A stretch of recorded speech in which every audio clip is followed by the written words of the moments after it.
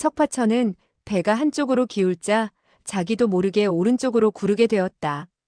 소저 역시 그와 같이 오른쪽으로 석파천에게로 굴러왔다. 석파천은 당황하여 황급히 말했다. 이건, 당신은 그녀에게 자기 곁으로 가까이 다가오지 말라고 말하고 싶었으나 그녀 역시 자기처럼 움직이지 못한다는 사실을 깨닫고 입을 다물었다. 곧이어 배가 쑥 가라앉는 것 같았다. 무거운 것이 배 위에 올려진 모양이었다. 그러자 한쪽으로 기울어지던 배가 다시 수평을 되찾았다. 그 노인은 뱃머리에 서서 입을 열었다. 소취, 내가 왔소. 우리들은 곧 손을 써야 하지 않겠소? 사공이 부르짖었다. 당신이 잘못 손을 쓰다가는 두 척의 배가 함께 뒤집히고 말 것이오. 노인은 노해 부르짖었다. 아가리 닥쳐. 그는 닻을 던지는 모양이었다. 그러자 나란히 붙었던 두 척의 배는 떨어지면서 강물을 따라서 흘러내려갔다. 사공은 그의 이 같은 실력을 보자 깜짝 놀라서는 아무 소리도 못했다. 거의 200근이나 되는 닷과 쇠사슬을 들었다 던졌다 하는 것을 보고 놀란 것이었다. 노인은 득이의 웃음을 지으면서 입을 열었다. 소취, 나는 뱃머리에서 기다리고 있겠소. 왜 선실에 숨어서 암수만 펼치려 하시오? 나는 당신의 속임수에 넘어가는 그런 위인이 아니오. 석파천은 마음이 놓였다. 일시 그가 뛰어들지 않으리라는 생각이 들었기 때문이다. 그러나 좀 더 기다리고 있어 보았자 좋은 일이 생길 리 만무할 것 같았다. 노파가 만약 진기를 끌어모으게 된다면 소저와 함께 강물로 뛰어든다고 하지 않았던가? 이때 마침 소저가 석파천 옆으로 굴러오게 되어 그녀의 귀가 바로 자기 입가에 있는 것을 보고 그는 나직이 말했다. 소저, 빨리 할머니께 강물에 뛰어들지 말라고 하시오. 소저는 체념한 듯 눈물을 글썽이며 말했다. 할머니는 저의 말을 듣지 않을 거예요. 반드시 강물 속으로 뛰어들 거예요. 말을 끝내자 복받치는 슬픔을 끝내 참을 수 없는 듯 그녀는 눈물을 흘리며 흐느꼈다. 그녀의 눈물에 옆에 있던 석파천의 얼굴까지 눈물에 젖는 꼴이 되고 말았다.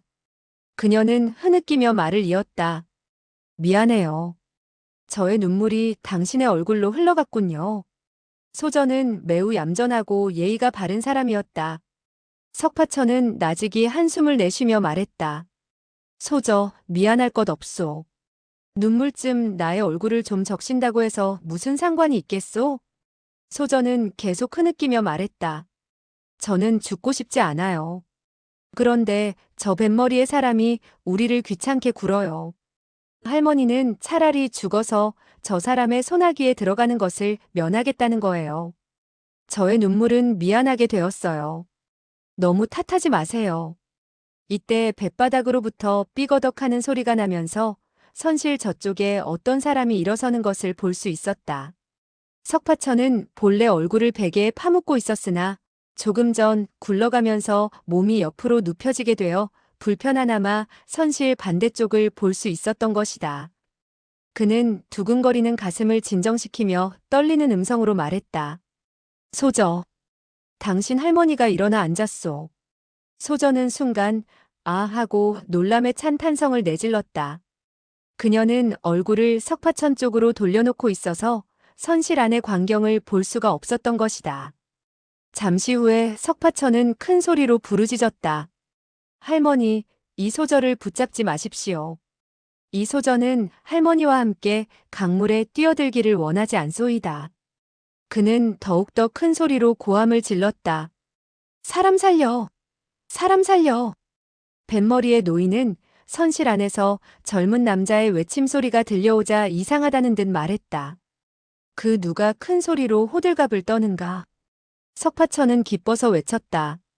빨리 사람 좀 구해주시오. 부인이 강물 속으로 뛰어들려고 하고 있소이다. 그 노인은 깜짝 놀란 듯 일장으로 선실의 한쪽 귀퉁이를 파괴하고 오른손을 뻗쳐 노파의 팔을 움켜잡았다. 노파는 간신히 끌어모았던 진기가 거두어지면서 그대로 쓰러지고 말았다. 노인은 그녀의 맥박을 짚어보더니 놀란 표정으로 말했다. 소취, 그대는 무공을 연마하다가 주화인마 되었구려. 어째서 이야기하지 않고 지금껏 버티고 있었소? 노파는 호흡하기가 벅찬지 숨을 한 번 크게 쉬더니 간신히 말했다. 이 손 놓아요.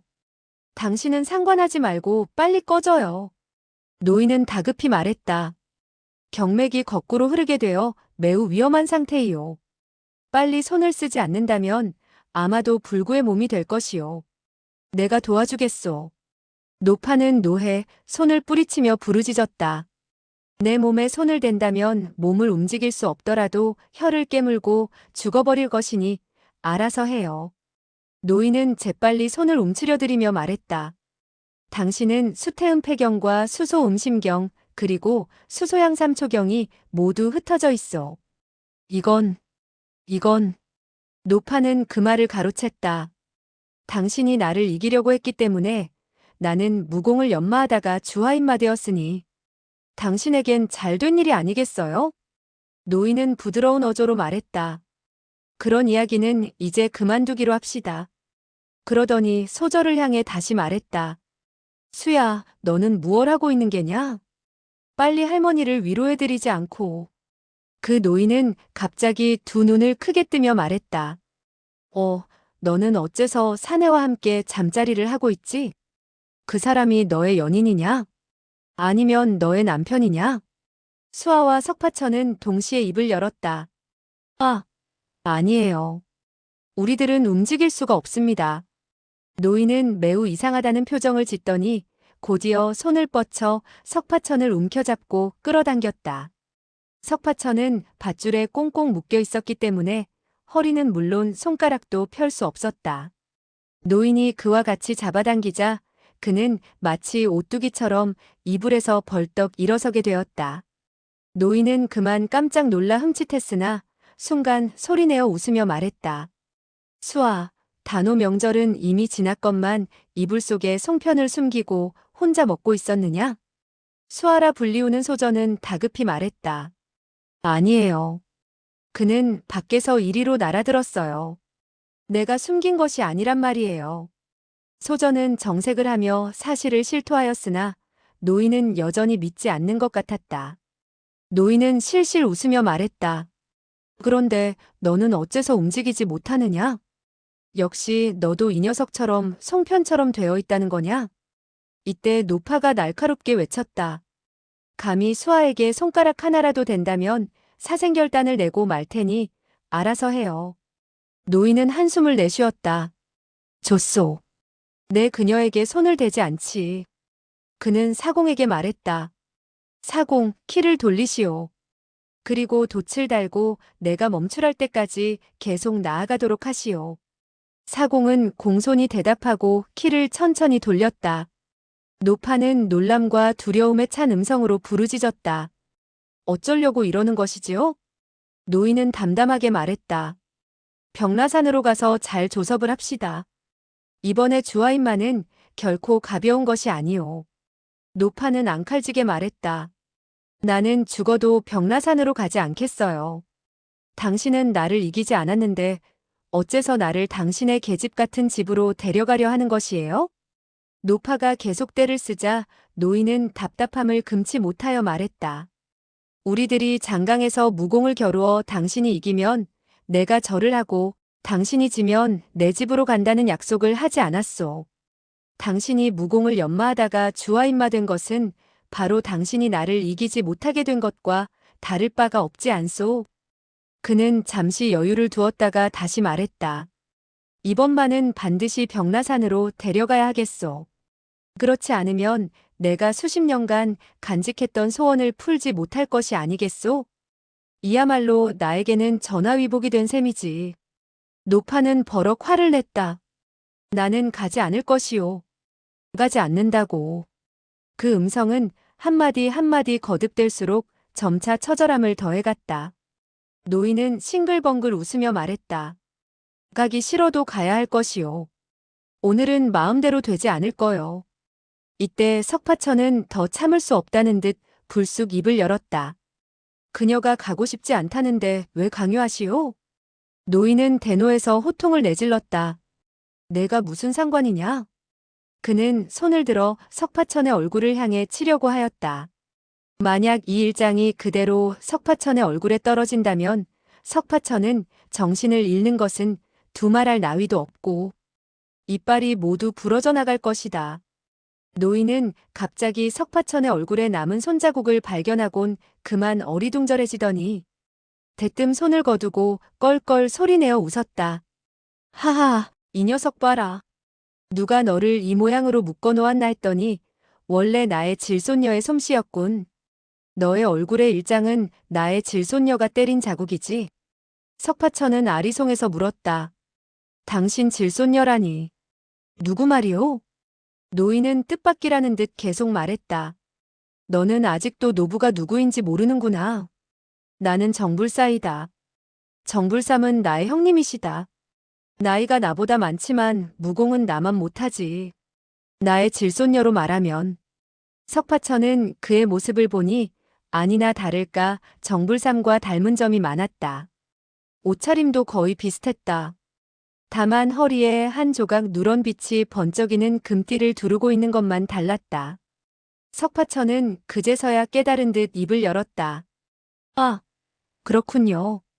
띵땅이 바로 당신의 질손녀였군요. 그렇소. 이 일장은 바로 띵땅이 후려친 것이요. 또한 나를 이렇게 묶어놓은 것도 띵땅이 한 짓이요. 정불사는 갑자기 무엇이 그리 우스운지 호탕하게 웃으며 말했다. 하하, 천하에서 당하만큼 짓궂고 말괄량이 계집에도 없을 걸세. 좋아, 좋아. 그런데 그 애가 어째서 내 녀석을 묶었지? 그 순간 석파천은 슬픈 어조로 말했다. 그녀의 할아버지가 나를 죽이려고 했소. 나의 무공이 너무 뒤떨어지고 또 백치라고 말이오. 정불사는 더욱더 흐뭇한 듯 허리를 구부리고 웃었다. 하하, 셋째가 죽이려 하던 사람을 이 넷째가 만나게 되다니 그렇다면. 석파천은 놀라 눈을 크게 뜨며 물었다. 당신도 나를 죽이겠단 말이오? 그러자 정불사는 굳은 표정으로 말했다. 정불사의 마음을 이 천하에서 그 누가 알아맞힐 수 있겠느냐? 너는 내가 내 녀석을 죽이려 한다고 생각하겠지만 나는 일부러 죽이지 않겠다. 그는 몸을 일으키더니 왼손으로 석파천의 뒷덜미를 움켜잡고 들어올리는 것이 아닌가. 그리고 오른손을 칼날처럼 세워 그의 몸을 감고 있던 밧줄을 위에서부터 아래로 쭉 한 번 그었다.